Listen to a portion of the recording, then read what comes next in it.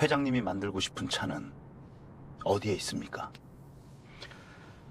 내 머릿속에 있어.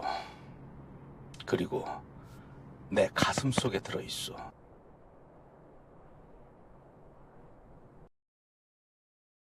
최인호 장편 소설 상도 제1권 천하제일상 제1장 바퀴벌레 제1절. 내가 김기섭 회장의 돌발적인 사고 소식을 들은 것은 1999년 12월 말이었다.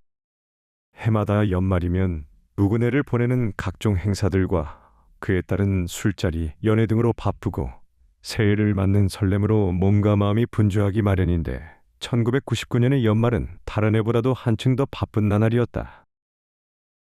며칠만 지나면 마침내 서기 2000년으로 접어들어 신세기가 열리기 때문이었다.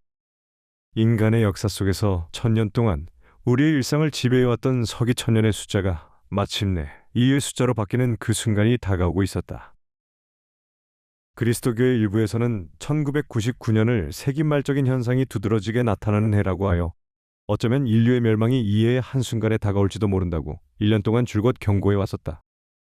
그러나 새로운 세기, 새로운 2000년의 세기가 다가오고 있다는 막연한 희망 같은 것으로 모든 사람이, 모든 사회와 모든 국가가, 지구촌 전체가 흥분으로 끓어오르고 있었다. 1999년의 성탄절은 각별한 의미를 갖고 있었다. 아내와 나는 밤 12시에 열리는 자정미사에 참석했었다. 교황은 다가오는 2000년의 신세기에는 전 지구와 전 인류에게 평화가 있기를 바란다는 성탄절 메시지를 내렸으며 지구촌에서 유일한 분단국인 한국이 2000년대에는 반드시 통일된 국가를 이루기 바란다는 전언을 한국교회로 보내왔다. 아내와 나는 미사가 끝난 후 성당 마당에 만들어진 대형 크리스마스 트리 곁에 누운 아기 예수의 모습을 보았다.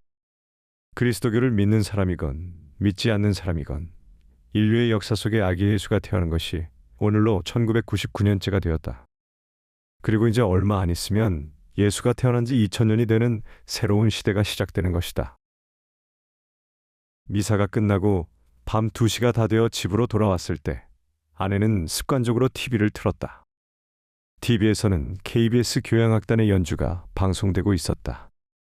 베토벤의 심포니 제9번 합창 교향곡이었다. 교향곡은 절정에 이르러 웅장한 합창곡이 터져 흐르고 있었다. 찬양하라 노래하라 창조자의 영광을. 뻗어나는 새싹들은 쉬지 않고 자란다. 봄비 내려 새싹나는 나무들을 보아라. 갑자기 합창곡의 절정에서 음악이 멈췄다. 방송사고인가 하고 본능적으로 화면을 보았다. 대형 무대의 오케스트라를 비추던 TV 화면이 갑자기 스튜디오로 장면이 바뀌었다. 뉴스 속보를 말씀드리겠습니다. 성급히 나온 듯 아나운서는 넥타이를 고쳐매면서 말을 시작하였다.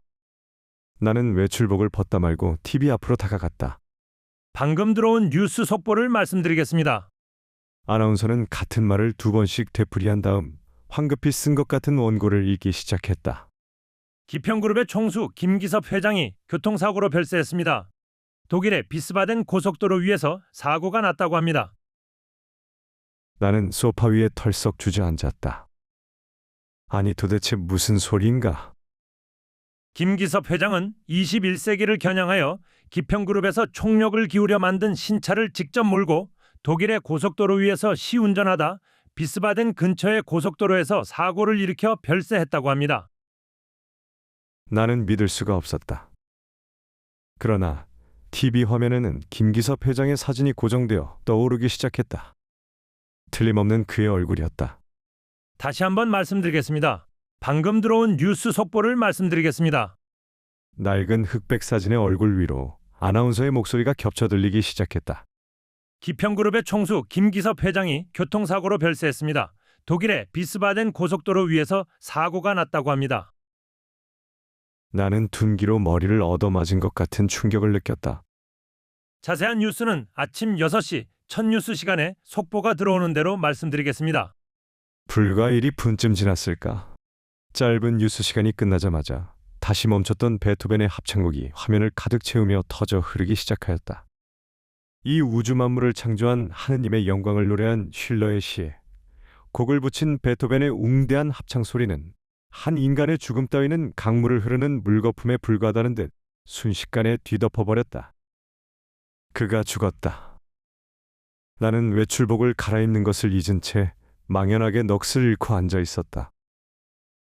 김기섭 회장이 독일의 고속도로 위에서 교통사고로 죽고야 말았다. 독일의 독재자 히틀러가 그 기초를 닦았다는 고속도로, 제한속도 없이 달리고 싶은 대로 얼마든지 달릴 수 있는 아우토반.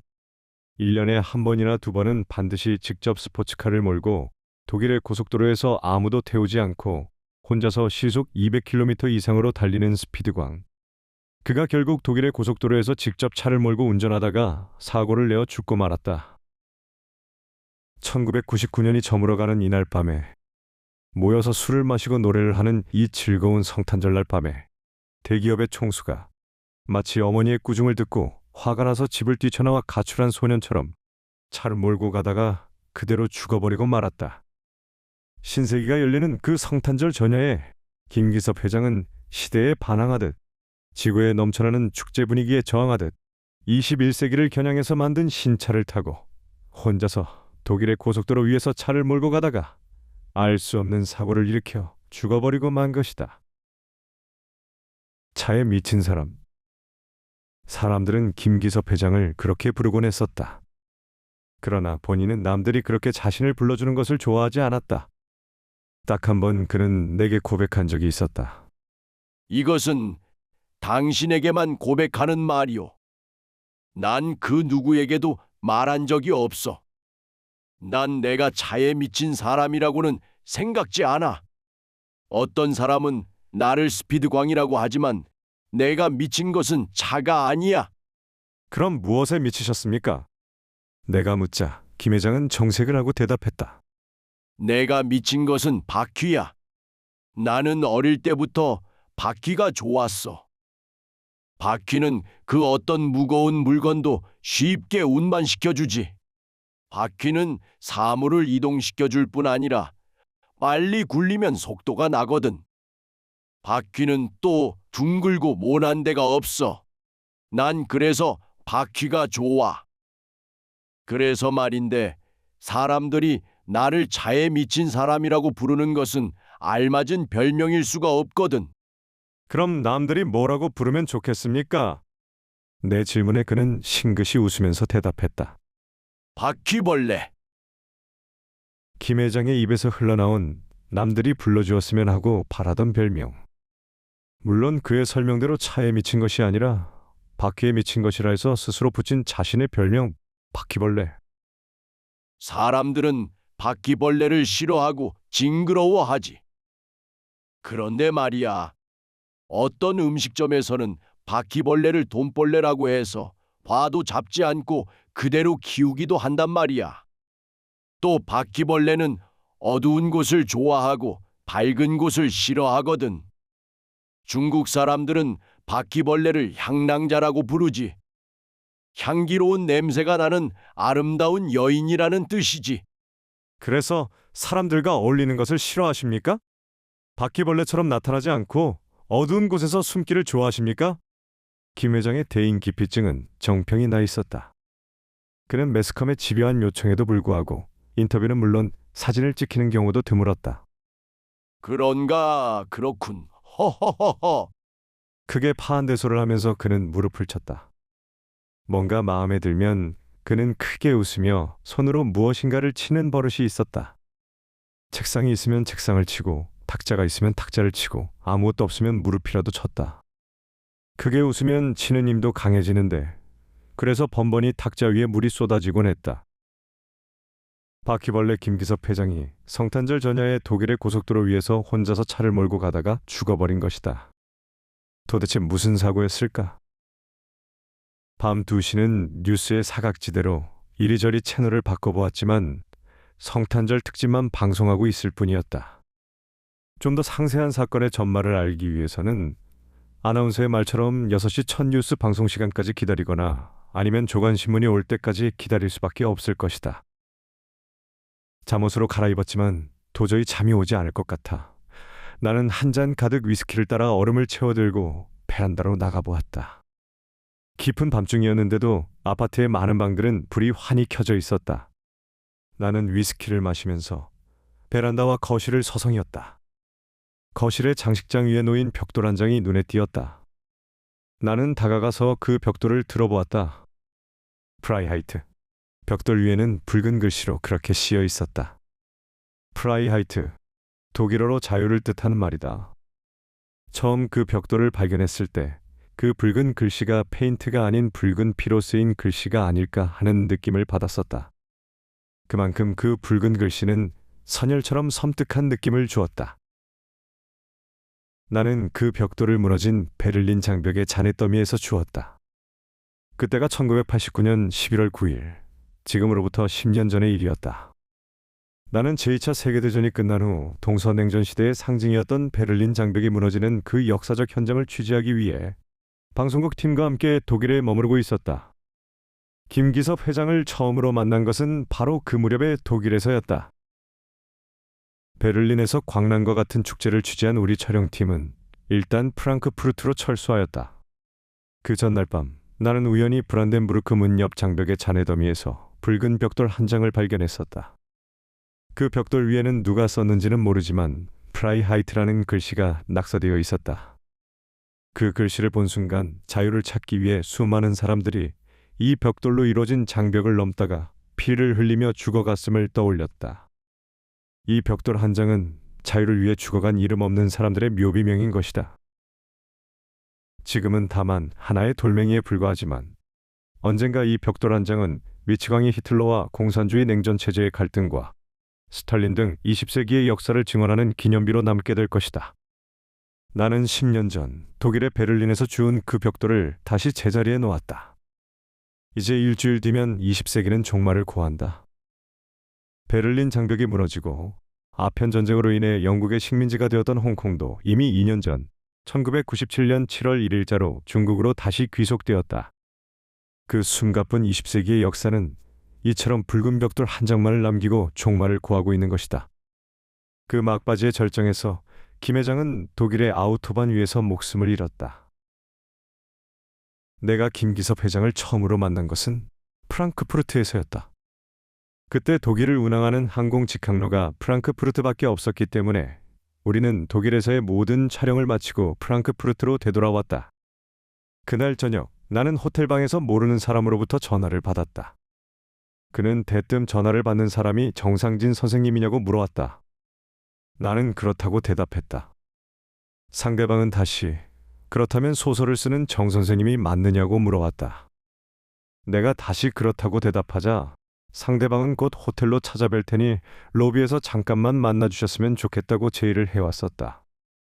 낯선 도시에서 모르는 사람으로부터 만나자는 제의가 썩 기분 내키는 것은 아니었지만 전화를 해온 말투와 태도가 무척 예의 바르고 정중하였으므로 굳이 마다할 이유가 없었다. 로비로 내려갔을 때 이미 로비에 한 사람이 앉아 있었다.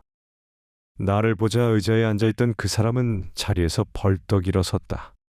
정 선생님 맞으시죠? 내가 그렇다고 대답하자 그는 지갑에서 명함을 꺼내 내밀었다.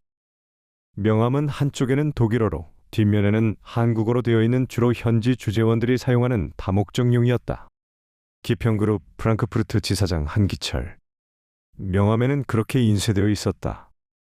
전 명함이 없습니다.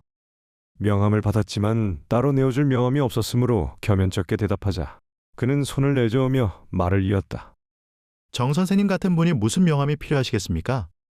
명함 같은 것은 저희와 같은 장사꾼들이나 필요한 겁니다. 정 선생님의 조남은 그를 통해 익히 알고 있습니다. 이렇게 뵙는 것은 처음인데요. 독일에는 무슨 일로 오셨는지요? 사내에게서는 외국 주재원 냄새가 풍겨나고 있었다. 빈틈없는 태도에 말쑥한 옷차림으로 비즈니스맨이라기보다는 무슨 정보원 같은 느낌을 주고 있었다. 독일의 통일을 취재하기 위해서 왔습니다. 방금 베를린에서 오는 길입니다. 베를린 장벽의 붕괴를 취재하고 돌아가는 길입니다. 언제 돌아가실 예정이신데요? 그는 습관적인 듯 수첩과 볼펜을 챙겨 들고 있었다. 내일 오후 비행기로 떠납니다. 일행이 있으십니까? 방송국 직원 5명입니다. 프로듀서, 촬영 감독과 같은 스태프들과 저까지 합하면 6명이 됩니다. 일정이 괜찮으시다면 사내는 내가 하는 말을 수첩 위에 메모하다 말고 말을 잘랐다. 며칠 더 이곳에서 머무르실 수 없으시겠습니까? 글쎄요. 나는 좀 난처했다. 함께 왔으니 함께 떠나야죠. 또 돌아가서 할 일도 있고요. 사실 내겐 할 일이 남아 있었다. 이번 특별기획 취재에 리포터로 참석하였을 뿐 아니라 3부작 다큐멘터리의 처음부터 끝까지 내레이션을 작가인 내가 직접 쓰도록 계약되어 있었기 때문이었다. 연말 특집 방송이어서 약 한 달 정도 남아 있었지만 촬영한 필름을 편집하고 내레이션을 녹음하려면 빠듯한 스케줄이었다. 할 일이 많이 남아 있어 일행들과 함께 돌아가야 한다는 내 말을 듣자 그는 난처한 표정으로 수첩을 덮었다. 정 선생님만 남아주십시오. 물론 여행 경비와 체재비 등은 저희들이 모두 전담하겠습니다. 돌아가실 때까지 모든 편의는 저희들이 제공하겠습니다. 도대체 나는 이해가 가지 않았다. 제게 무슨 용건이 있으시죠? 정 선생님을 만나고 싶어 하는 분이 계십니다. 그는 갑자기 긴장된 표정으로 대답했다. 저를 만나고 싶어 하는 사람이 있다고요?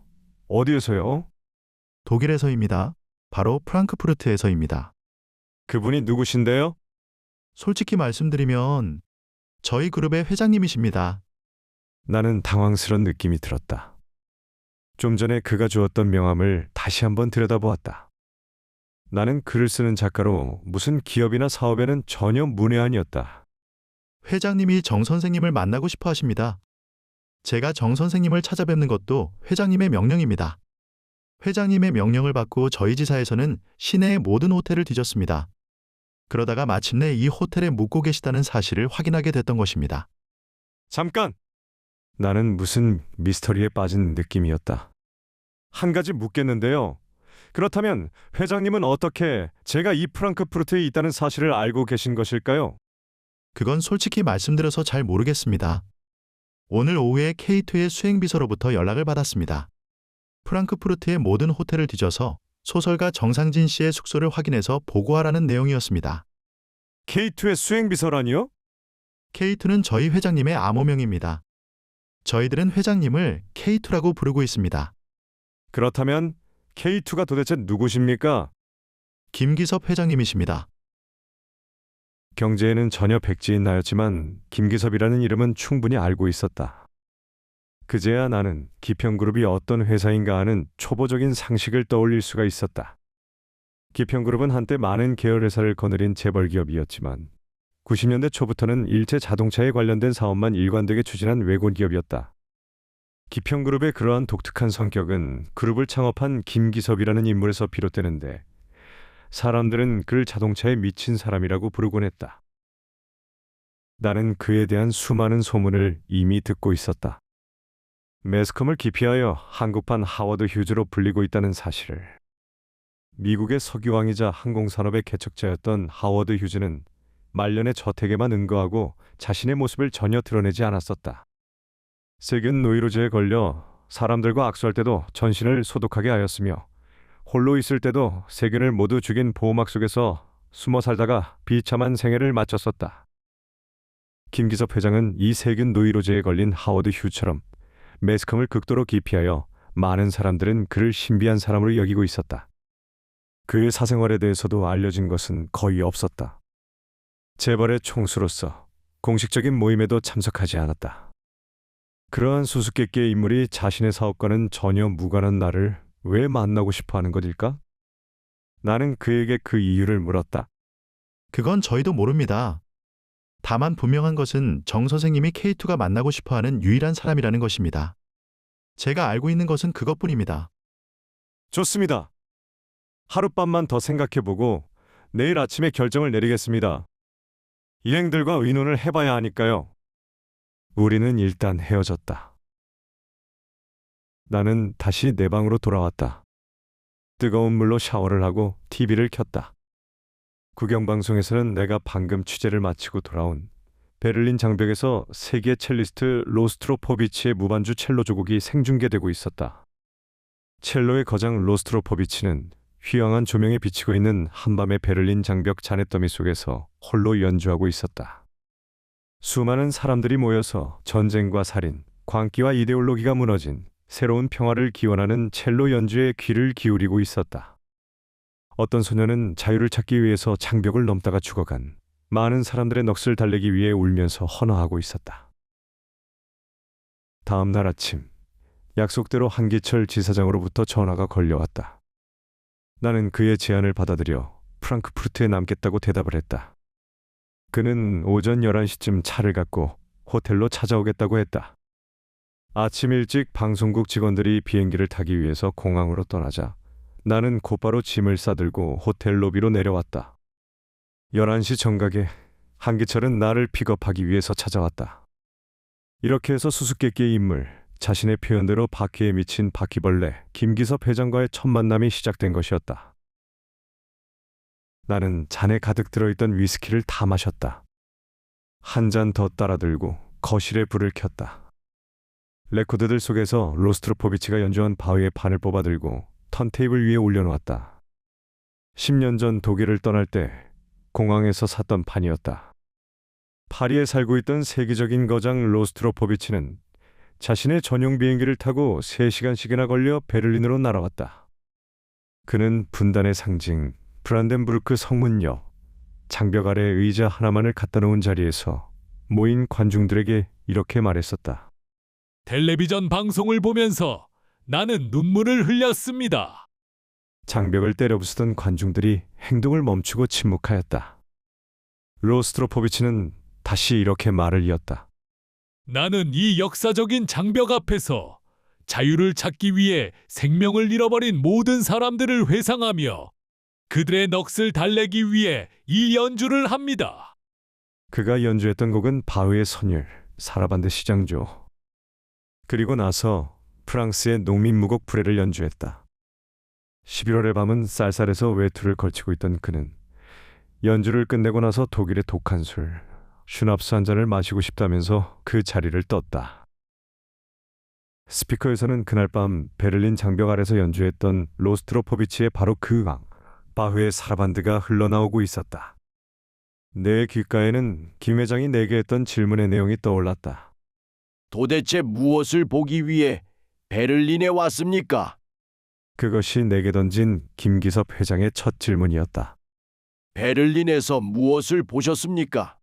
무엇을 느꼈습니까? 나는 당황했었다.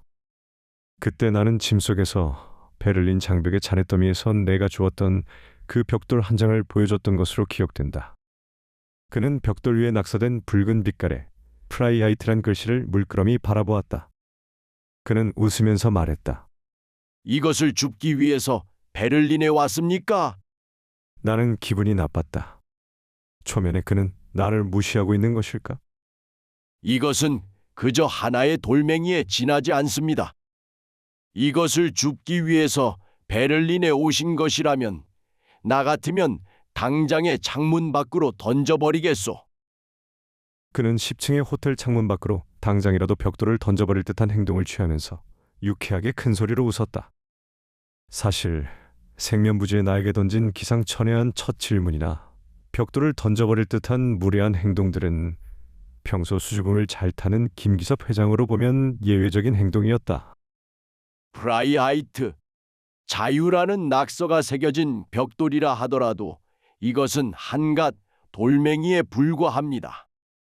정 박사, 내가 정 박사를 만나고 싶었던 것은 소설가인 정 박사가 1989년 11월 9일 밤 베를린에 무너지는 장벽 아래서 도대체 무엇을 보고 무엇을 느꼈는가?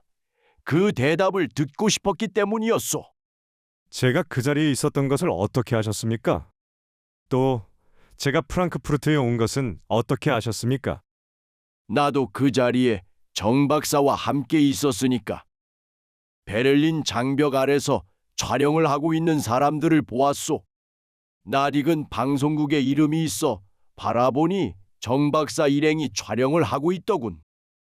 독일을 떠나려면 프랑크푸르트로 돌아올 것은 분명한 사실이니까.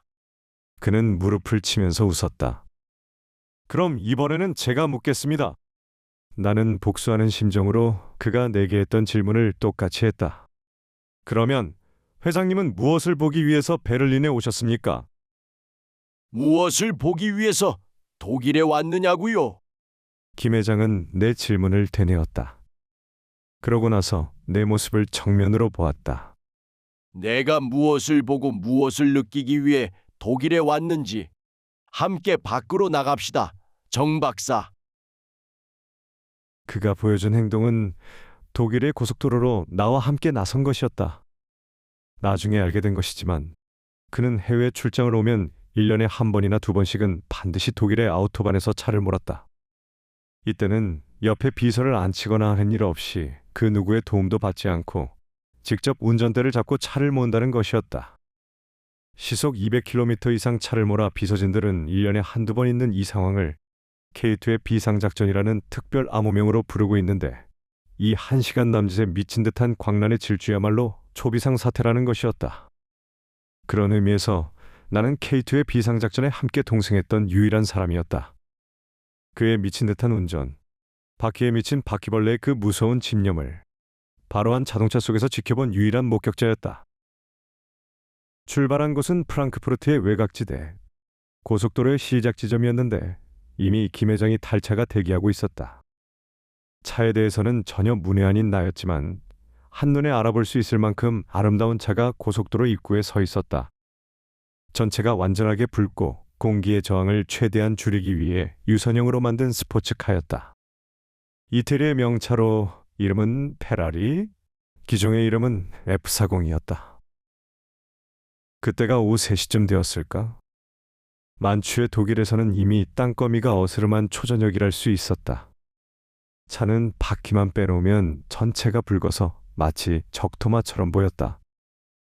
김기섭 회장이 탑승하기 전에 미리 예열을 시키기 위해 시동을 걸어놓고 있었으므로 차는 앞으로 뛰쳐나가려는 질주의 욕망으로 부르릉거리면서 몸을 떨고 있었다. 말갈기를 휘날리면서 주인의 명령을 쫓아 산을 넘고 내를 건너 절벽을 지나고 강을 뛰어넘으려는 흥분과 기다림으로 붉은 스포츠카 페라리는 헤드라이트에 두 눈을 부릅뜬 채 이를 악물고 고속도로를 노려보고 있었다. 이 차의 이름이 뭔지 아십니까? 정 박사. 김 회장은 손으로 윤기가 흐르는 차의 겉면을 부드럽게 쓰다듬으며 내게 물었다. 모릅니다. 전차에 대해서는 전혀 백지입니다. 차를 운전하십니까? 운전은 하고 있습니다. 차종은 뭡니까? 나는 미안했다. 김기섭 회장의 라이벌 회사차를 타고 있었다. 내가 그 승용차 이름을 대자 그는 빙그레 웃으면서 말을 했다. 앞으로는 우리 차 타시오. 우리 차가 안전도에 있어서는 월등하니까. 그는 붉은 스포츠카를 가리키면서 말했다. 이 차의 이름은 페라리오. 이 자동차를 처음으로 만든 엔초 페라리를 기념해서 그의 이름을 붙인 명차 중에 하나요. 작년엔가 내가 직접 그 할아버지를 만난 적이 있소. 이 차는 2년 전인 1987년에 엔초 할아버지가 자신의 차가 처음으로 출고된 지 40주년이 된 것을 기념해서 만든 것인데, 이 차를 만들 때 할아버지의 나이는 89세였소. 그는 주머니에서 뭔가를 꺼내 입안에 털어넣었다. 은단인가 했더니 그게 아니라 박하향이 나는 작은 사탕의 일종이었다. 하루에 2갑씩 담배를 피우던 그는 담배를 끊고 그 무료함을 박하사탕으로 달래고 있었던 것이다. 이 차는 지금 전 세계에 400대밖에 없습니다. 이 차는 그러니까 400대밖에 없는 그 중에서 뽑힌 미스터 페라리인 셈이지. 나머지는 타고 나서 말을 합시다. 참, 타기 전에 미리 말해둘 것이 있는데 난 운전면허가 없거든. 생명보험도 들지 않았고.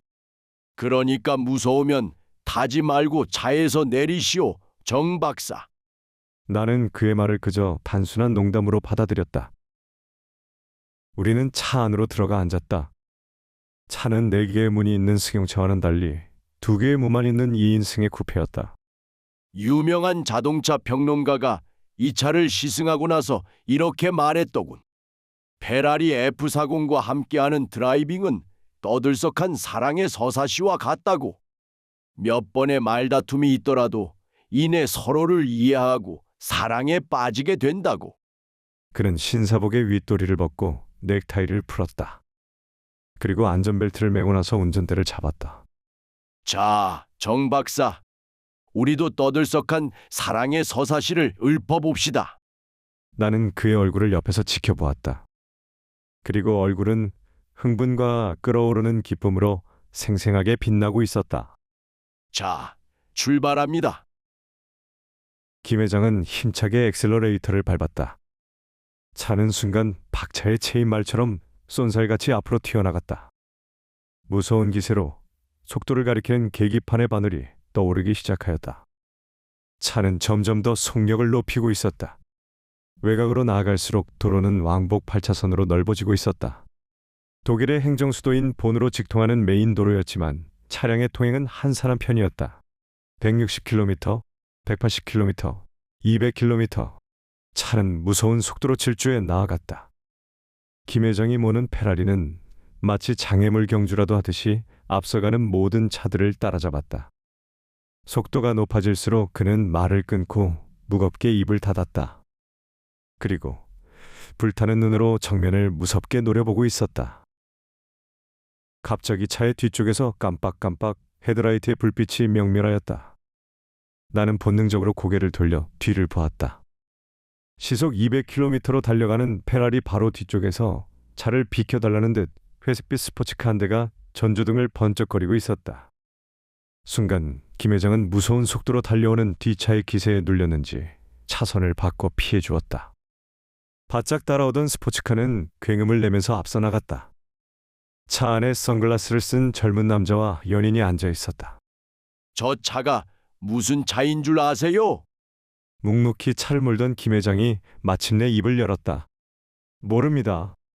포르쉐요. 차종은 911 터보. 게르만 민족의 혼이 담긴 꿈의 스포츠카라고도 하지요. 김 회장은 꿈꾸듯 중얼거리듯 말하였다. 벨트를 맸습니까? 맸습니다. 페라리는 곤두박질 치면서 가속하였다. 앞서가는 포르쉐를 따라잡기 위해서 엑셀러레이터를 밟기 시작했던 것이다. 저 차는 100m를 불과 3.7초 만에 도달합니다. 하지만 정 박사, 저 차가 아무리 달리는 꿈의 궁전이라고 해도 페라리는 당할 수 없을걸. 이 차는 세계에서 가장 빠른 자동차 실력을 겨루는 포뮬라1 레이스에서 자그마치 105회나 우승하였소. 다른 것은 몰라도 빠르기 위해서 이 페라리를 당할 차는 지상에는 없소. 페라리는 살아있는 카 레이스의 역사 그 자체입니다. 페라리의 계기판이 올라가고 있었다. 시속 230km를 넘어서고 있었다. 페라리의 최대 속도는 시속 300km를 조금 넘는 324km.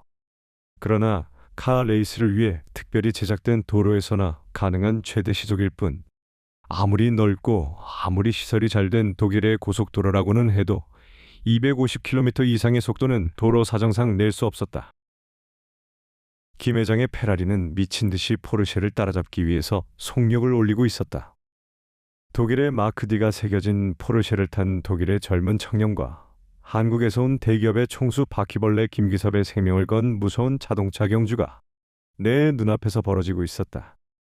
때를 기다렸다는 듯 포르쉐는 고속도로 위를 달려가는 차와 차 사이를 고개하듯 아슬아슬하게 빠져나가고 있었고, 김 회장이 모은 페라리는 오직 포르쉐 하나만을 목표로 돌진하고 있었다.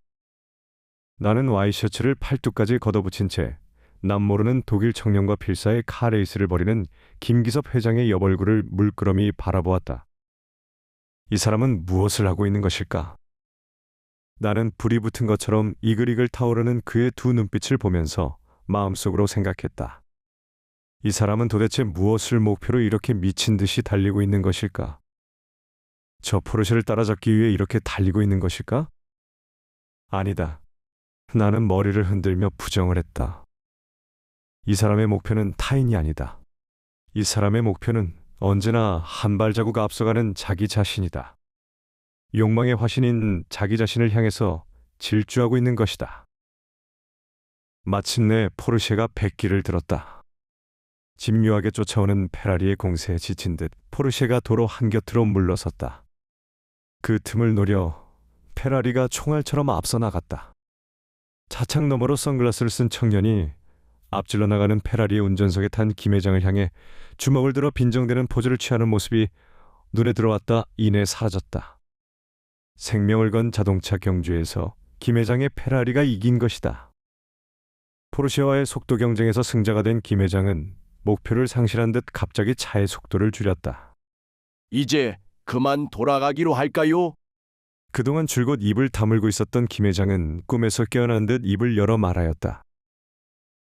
차의 방향을 바꿀 수 있는 인터체인지에 이르러서 그는 비로소 미소를 띤 얼굴로 나를 쳐다보았다. 무서우셨습니까, 정 박사? 아닙니다. 나는 간단 명료하게 대답했다. 이상하게도 그의 미친 듯한 고속주행에 일말의 불안감이나 공포감을 느끼지 않고 있었다. 이미 하늘에는 붉은 노을이 걸려 있었다. 밖이 어두워질수록 차 안의 운전석은 야간 비행을 하는 비행기의 조종석처럼 눈부시게 밝아지고 있었다. 나는 차에 탔을 때부터 마음속으로 느껴왔던 궁금증을 털어놓기로 결심했다. 왜 이렇게 무모한 드라이브를 하십니까? 이런 명차 하나를 생전에 만들어보고 싶은 욕망 때문에 이런 운전을 즐기시나요? 김 회장은 운전대를 손으로 세게 때리면서 소리를 내어 크게 웃었다. 이 차가 명차라고요? 천만에요, 정 박사. 그는 나를 쳐다보았다. 이 차는 한마디로 똥차요. 이 차는 여자로 말하면 한마디로 똥깔보요. 김 회장은 자기 말에 자기가 유쾌한 듯 크게 웃으면서 차의 운전대를 내리쳤다. 제 풀에 빠방빠방 경적이 울렸다. 나는 그의 말을 믿을 수가 없었다. 그는 이 차에 대해서 입이 닳도록 예찬을 퍼붓지 않았던가. 그럼에도 대당 100만 달러의 이 고급 명차를 똥차라고 표현하다니. 지구상에서 400대에 불과한 이 최고의 스포츠카를 똥깔보라는 저속어로 표현하다니. 어째서입니까? 내 질문에 그는 소리내어 웃었다. 이 차는 마치 유명 잡지에 나오는 세계적 모델의 벌거벗은 육체에 불과하지. 그 육체는 아름답긴 하지만 성욕과는 거리가 멀어. 여인의 벌거벗은 육체를 보면 성욕을 느끼는 것은 당연하지. 하지만 이 차는 최고급의 장녀와 같아. 밍크 코트를 입은 세계적 모델의 고급 콜걸 말이오. 언제나 어디서나 함께 가고 싶고 평생을 같이 있고 싶은 사랑하는 여인은 아니란 말이오. 이 차는 충분히 찬탄할 만큼 아름답지만 어딘지 천박해. 그렇다면 도대체 어떤 차를 명차라고 합니까? 이봐요, 정 박사. 김 회장은 정색을 하고 나를 쳐다보았다. 내가 진정으로 명차라고 생각하는 차가 있소. 평생을 두고 만들고 싶은 차. 살아 생전에 단 한 번이라도 내 손으로 직접 만들고 싶은 명차. 그래요, 정 박사. 내가 베를린 장벽이 무너지는 독일의 역사적인 현장에 온 것은 바로 그 차를 내 몸으로 느끼기 위해서입니다. 회장님이 만들고 싶은 차는 어디에 있습니까? 내가 묻자 김 회장은 손을 들어 자신의 머리를 가리켰다. 내 머릿속에 있소. 김 회장은 자신의 가슴을 가리켰다. 그리고 내 가슴 속에 들어 있소. 김 회장은 꿈을 꾸듯 중얼거렸다. 내가 평생을 두고 만들어 보고 싶었던 차가 바로 저 앞에서 달려가고 있습니다. 김 회장은 손을 들어 차창 밖을 가리켰다. 나는 그의 손가락이 가리킨 방향을 보았다. 딱정벌레 모습을 한 구형의 차 한 대가 느린 속도로 달려가고 있었다. 저건 폭스바겐 아닙니까? 차에 대해서는 전혀 문외한인 나로서도 충분히 알고 있는 차. 곤충의 일종인 딱정벌레의 독특한 디자인으로 수십 년의 세월이 흘러가도 전혀 새로운 모습의 신형이 나오지 않은 전통적인 독일의 국민차, 폭스바겐. 그렇소, 정 박사. 저 차의 이름은 폭스바겐, 독일어로 국민의 차라는 뜻입니다. 내가 만들고 싶은 명차는 바로 저와 같은 폭스바겐이지 이런 페라리가 아니오. 폭스바겐은 평생을 함께 사는 조강지처 같은 차라고 말할 수 있지. 저 폭스바겐을 디자인한 사람이 누구인지 아시오? 모릅니다. 조금 전에 나와 함께 자동차 경주를 했던 게르만 민족의 혼이 담겼다는 포르쉐 911 터보를 만든 바로 포르쉐, 그 사람입니다. 진정으로 게르만 민족의 혼이 담긴 꿈의 차는 바로 저 느리게 달려가는 폭스바겐입니다. 정 박사. 다음 편으로 이어집니다.